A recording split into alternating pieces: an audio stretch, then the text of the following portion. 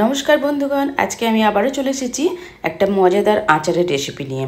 এই আচারটা একদম ভিন্ন প্রকৃতির, ভীষণ নতুন স্বাদের, খেতে কিন্তু দারুণ মজা। গরম ভাতের সাথে এই আচারটা খেতে ভীষণ মজা লাগে। তো এই আচারটা হচ্ছে আম রসুনের আচার। এই আচারটা আমার শাশুড়ি ভীষণ করতেন আর সকলের ভীষণই প্রিয় এই আচারটা। তো চলো 3 রকম রসুন দিয়ে আমি কিভাবে এই আচারটা বানাচ্ছি তোমাদের সামনে সেটা আজকে শেয়ার করব, আর থাকবে সমস্ত টিপস। আর এই আচারটা অনেক দিন পর্যন্ত স্টোর করে রাখা যায়, তো ফ্রিজে রাখারও দরকার নেই, বাইরে রাখলেও কিন্তু খুব ভালো থাকে, রোদে দেওয়ারও ঝামেলা নেই। খুবই কম সময়ের মধ্যে কিন্তু ঝটপট বানিয়ে নেওয়া যায় এই মজাদার রসুনের আচারটা। বন্ধুরা, বাজারে তো তোমরা অনেক রকমের রসুনের আচার খেয়েছো, আমার এই আচারটা খেয়ে দেখবে তোমাদের একবার খেলে বারবার করে খেতেও ইচ্ছে করবে। তো চলো আর দেরি না করে আমি চটপট শুরু করে দেবো এই আচারটা। তবে তার আগে বলে দিচ্ছি যে এই আচারটা বানানোর সময়তে কিন্তু 1 ফোঁটা জল ব্যবহার করা যাবে না। আমি এখানে নিয়েছি কয়েকটা আম, তবে এখান থেকে আমি 2টো আম ব্যবহার করব। তো আম, রসুন আর লঙ্কা এটা দিয়েই কিন্তু টোটাল আচারটা আমার কমপ্লিট হবে। এখানে কোনো মশলা আমি ইউজ করব না। তো এখানে আমি একটা বড় সাইজের আম নিয়েছি। আমটাকে প্রথমে খোসা ছাড়িয়ে নিতে হবে, তবে খোসা ছাড়ানোর আগে অবশ্যই কিন্তু আমটাকে আমি খুব ভালো করে বাজার থেকে আনার পর ধুয়ে নিয়েছিলাম। ধুয়ে নেওয়ার পর একটু মুছে নিতে হবে। তারপর খোসাটাকে ভালো করে ছাড়িয়ে নিচ্ছি। খোসা ছাড়ানোর পর আর কিন্তু আমটাকে জলে ধোয়া যাবে না, কারণ প্রত্যেকটা আচারের ক্ষেত্রে দেখবে যে জল লেগে গেলে সেই আচারটা বেশি দিন ভালো থাকে না। আমের খোসা ছাড়িয়ে নেওয়া আমার কমপ্লিট হয়ে গেছে। এখন এটাকে একটুখানি গ্রেট করে নেব, তার জন্য আমি এইভাবে আমটাকে ঘষে নিচ্ছি। তো দেখবে একটু মোটা মোটা যাতে ঠিক হয় সেরকমভাবে করে নেবে। তোমাদের কাছে যেরকম করার জিনিস আছে সেগুলো দিয়ে তোমরা করে নিতে পারো। তো আমি একটু দেখিয়ে দিচ্ছি এরকমভাবে আর কি ঠিকটা। এইভাবেই পুরো আমটাকে আমি করে নিচ্ছি। তবে অবশ্যই কিন্তু এটাকে মিক্সিতে বেটে নিলে হবে না, কারণ তখন সেক্ষেত্রে এটা পুরো গলা গলা হয়ে যাবে, আচারটা কিন্তু এরকম টেস্ট আসবে না। তো এইভাবে করে নিলাম। একটা আম করে এতটা কোয়ান্টিটি হয়েছে, তো আমি আরেকটা আম খোসা ছাড়িয়ে আরেকটা আমকেও করে নিচ্ছি। তো যেখানে আমি 700 গ্রাম রসুন নিয়েছি সেই জায়গাতে আমার 2টো আম হলেই ভালো হবে আচারটা। ওই জন্য আমি 2টো আমকে এভাবে করে নিলাম। এবার রসুন নিয়েছি 700 গ্রাম মতন রসুন নিয়েছি। রসুনগুলো ছাড়ানোর পালা। রসুনগুলোকে খুব ভালো করে ছাড়িয়ে নিতে হবে, খোসার অংশ যেন একটুও না থাকে, তবেই কিন্তু আচারটা খেতে টেস্টি হবে। তো সেই জন্য আমি ফার্স্টে কিন্তু খোসাগুলোকে খুব ভালো করে ছাড়িয়ে নেব। তবে তোমরা এই কাজটা আগের দিনও করে রাখতে পারো। এই খোসা ছাড়ানোর কাজটা করে রাখলে পরে অনেকটা সময় কিন্তু বেঁচে যাবে। তো আমি খোসা ছাড়ানোর কাজটা আগের দিনে আমি কমপ্লিট করে রেখেছিলাম। তো টোটাল এতগুলো রসুনের খোসা একটু ভালো করে ছাড়িয়ে নিতে হবে। তো এইভাবে আমি ছাড়িয়ে নিলাম। তোমরা দেখতেই পাচ্ছ খোসাগুলো ছাড়ানোর পর আমি রসুনগুলোকে একটু ভালো করে ধুয়ে নিয়েছিলাম। ধুয়ে নেওয়ার পর খুব ভালো করে শুকিয়েও নিয়েছি, মানে ফ্যানের হাওয়াতে এটা শুকিয়ে নিয়েছি, রোদ্দুরে দেওয়ার কোনো দরকার নেই। ফ্যানের হাওয়ায় শুকিয়ে নেওয়ার পর একটু জল নেই এর ভেতরে। এবার এই রসুনগুলোকে আমি বাটিতে তুলে নিচ্ছি। তবে দেখো বন্ধুরা, আমি 3 রকমের রসুন এখানে ব্যবহার করছি, মানে রসুনগুলো এক রকমেরই, কিন্তু এটা থাকলেও গোটা গোটা থাকবে। আর আরেকটা বাটিতেও কিন্তু রসুন তুলে নিচ্ছি। এইভাবে সমান 3টে ভাগ করে আমি 3টে বাটিতে রসুনগুলোকে তুলে নিচ্ছি। ছাড়ানো রসুনগুলো দেখে বুঝতে পারছো খুব ভালো করে ছাড়িয়ে নিয়েছি। এই 3টে বাটিতে রসুনগুলো ছাড়িয়ে নেওয়ার পর যে কাজটা করতে হবে সেটাও তোমাদের বলে দিচ্ছি। দেখো 3টে বাটিতে কমপ্লিট হয়ে গেল রসুন তুলে নেওয়া। এবার যেটা করতে হবে না, এগুলোকে একটা বাটি রসুন আমি বেটে নেব, আর একটা বাটি রসুনকে আমি হাফ থেতো করে নেব। এখানে চাইলে গোটা রসুনের কোয়ান্টিটিটা একটু বাড়িয়ে দেওয়া যেতে পারে।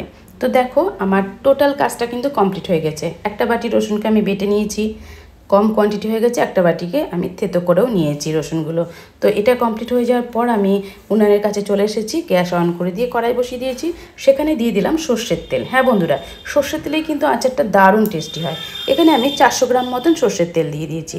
তেলটা একটু গরম হয়ে গেছে, সেই সময় দিয়ে দিলাম শুকনো লঙ্কা। তোমরা চাইলে কাঁচা লঙ্কাও ওখানে ব্যবহার করতে পারো। তো আমি খুব একটা ঝাল করছি না, অল্প ঝালই করছি। 4টে শুকনো লঙ্কা দেওয়ার পর নেড়ে চেড়ে দিয়ে বেশ সুন্দর গন্ধ বেরিয়ে গেছে। সেই সময় দিয়ে দিলাম আম কোড়াগুলো। তবে অবশ্যই যে আমগুলোকে কুড়ে রেখেছিলাম সেই আমগুলো থেকে একটুখানি আমের রসও বেরিয়েছে, সেটাকে আমি একটুখানি বাদ দিয়ে দিয়েছি, ফেলে দিয়েছি, নাহলে খুবই টক হয়ে যাবে। তো বাকি অংশগুলোকে আমি রসটাকে বের করে রেখে আমি তেলের ভেতরে দিয়ে দিলাম।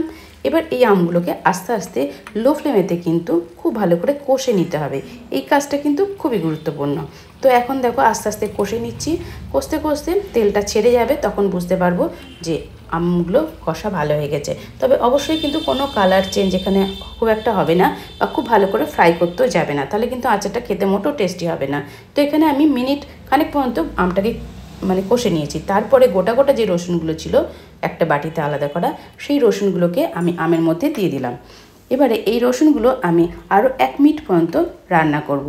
তো গ্যাসের ফ্লেমটাকে অবশ্যই কিন্তু লো করে রাখতে হবে, মানে কমিয়ে রেখে রেখে এই রান্নাটা কিন্তু করতে হবে, তবে কিন্তু আচারের টেস্টটা কিন্তু অপূর্ব হবে। তো দেখো আমি ভালো করে এখন নেড়ে দিচ্ছি। গোটা গোটা রসুনগুলো দিয়ে দিয়েছি। গোটা গোটা রসুনগুলো সব প্রথমেই দিতে হবে, আগে বাটা রসুনটা দিলে কিন্তু কখনোই চলবে না, কারণ গোটা রসুনগুলো একটু সেদ্ধ হতে টাইমও লাগবে, ওই জন্য গোটা রসুনগুলো দিয়ে দিয়েছি। এখন আমি ঢাকা দিয়ে মিনিট খানেক পর্যন্ত অপেক্ষা করব, গ্যাসের ফ্লেমটাকে লো করে দিয়ে। মিনিট খানেক পর চলে এসেছি। এবার আমি আবারও নেড়ে চেড়ে দিচ্ছি। এবার রসুনগুলো অল্প অল্প একটু একটু সেদ্ধ সেদ্ধ হতে থাকবে। এই সময় আমি দিয়ে দিচ্ছি থেতো করা রসুনগুলো। তো সিরিয়াল বাই সিরিয়াল দেখতেই পাচ্ছ, প্রথমে গোটা রসুন দিলাম, তারপরে হাফ থেতো করে রেখেছিলাম সেই রসুনগুলোকে আমি দিয়ে আবারও একটু নেড়ে চেড়ে দিচ্ছি খুব ভালো করে। তবে অবশ্যই কিন্তু গ্যাসের ফ্লেমটাকে কখনোই এই আচারটা করার সময় বাড়ানো যাবে না। তো লো ফ্লেমেতেই আমি রান্নাটা করছি। ভালো করে নেড়ে চেড়ে দেওয়ার পর আমি দিয়ে দিলাম বাটা রসুনটা। বাটা রসুনটা দেওয়ার পর বন্ধুরা একটা জিনিস খেয়াল রাখবে, একটু অনবরত নাড়তে হবে, তা নাহলে পরে তলায় কিন্তু লেগে যেতে পারে।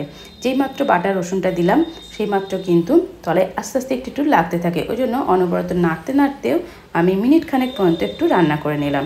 তারপর দিয়ে দিলাম ভর্তি 1 চামচ পরিমাণের লবণ। তবে এই নুনের পরিমাণটা তোমরা কিন্তু একটু দেখে নেবে, কারণ এখানে কাঁচা আম পড়েছে ভীষণ টক, সেক্ষেত্রে পরে তোমরা যদি চাও তাহলে আরেকটু এখানে সল্ট অ্যাড করে দিতে পারো। তো সেটার জন্যই বলছি, তো নুনের পরিমাণটা একটু ভালো করে দেখে নিতে হবে। তারপর আমি গ্যাসের ফ্লেমটাকে কমানো রয়েছে, ঢাকা দিয়ে কিছুক্ষণের জন্য ওয়েট করলাম।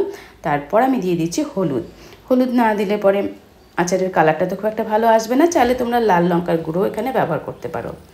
তো আমি হলুদটা দিয়ে খুব ভালো করে নেড়ে চেড়ে আরও কিছুক্ষণ পর্যন্ত আমি এটাকে রান্না করে নিচ্ছি।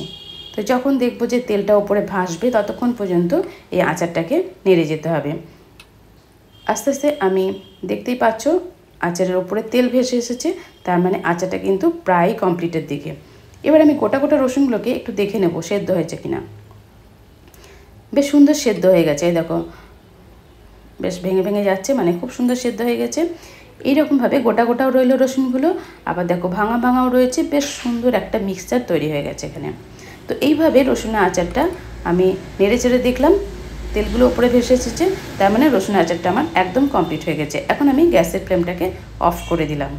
এবারে কিছুক্ষণ পর ঠান্ডা করতে দেবো। ঠান্ডা করার পর এবার আমি কন্টেনারে তুলে রাখবো।